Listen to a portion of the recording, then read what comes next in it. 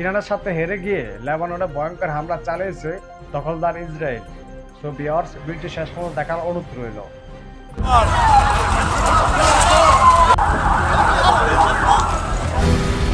টানা 12 দিন ইসরায়েল ও ইরানের যুদ্ধের কারণে মধ্যপ্রাচ্যের দেশগুলোতে অস্থিরতা বিরাজ করছিল। মঙ্গলবার দুই দেশের মধ্যে যুদ্ধবিরতির ঘোষণা আসার পর মধ্যপ্রাচ্যের দেশগুলো কিছুটা স্বস্তি ফিরে পেয়েছিল, কিন্তু ইরানের কাছে পরাজয় বরণ করার পর মাথা ঠিক নেই নেতানিয়াহুর। আর সে কারণেই 2 দিন না যেতেই হঠাৎ করেই মধ্যপ্রাচ্যের দেশ লেবাননে আবারও ভয়াবহ হামলা চালিয়েছে ইসরায়েল। আনাদোলু এজেন্সির এক প্রতিবেদনে জানানো হয়েছে, শুক্রবার দক্ষিণ লেবাননের একাধিক স্থানে ব্যাপক বিমান হামলা চালিয়েছে ইসরায়েলের সেনাবাহিনী। একজন নারী নিহত হয়েছেন এবং আহত হয়েছেন প্রায় 15 জন। লেবাননের জাতীয় বার্তা সংস্থা জানিয়েছে, ইসরায়েলি যুদ্ধ বিমান আলী আল তাহের, কফার তেবনিত এবং নাবাতিহে আল ফোকার বনাঞ্চল ও পার্বত্য এলাকায় কনকাশন রকেট হামলা চালিয়েছে।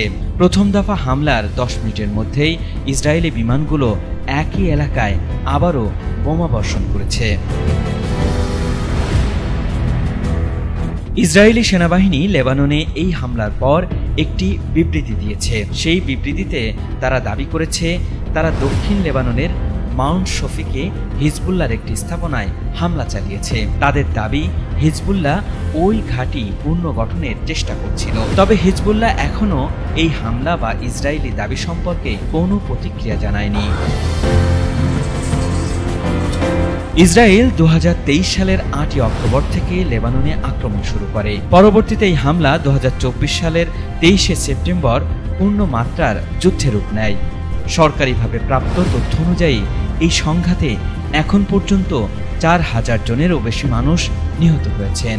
এছাড়া আরও অন্তত 17,000 মানুষ আহত এবং প্রায় 14 লাখ মানুষ বাস্তুচ্যুত হয়েছে। গত বছরের নভেম্বর মাসে ইসরায়েল ও লেবাননের মধ্যে একটি যুদ্ধবিরতি চুক্তি স্বাক্ষরিত হয়। তবে চুক্তি উপেক্ষা করে ইসরায়েল প্রায় প্রতিদিনই দক্ষিণ লেবাননে হামলা চালিয়ে যাচ্ছে। লেবাননের দাবি, যুদ্ধবিরতির পর থেকে ইসরায়েল প্রায় 3000 বার চুক্তি লঙ্ঘন করেছে। এতে কমপক্ষে 208 জন নিহত হয়েছেন এবং 500 জনেরও বেশি আহত হয়েছে।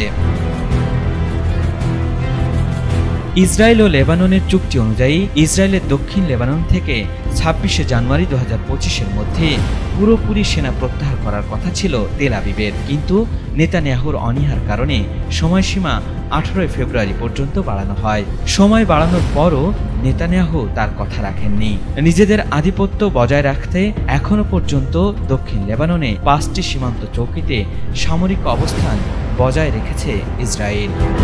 আর এরকম নিত্য নতুন ভিডিও পেতে আমার চ্যানেলটিকে সাবস্ক্রাইব করুন। দেখা হবে নিত্য নতুন ভিডিওতে। সে পর্যন্ত ভালো থাকবেন। আল্লাহ হাফেজ।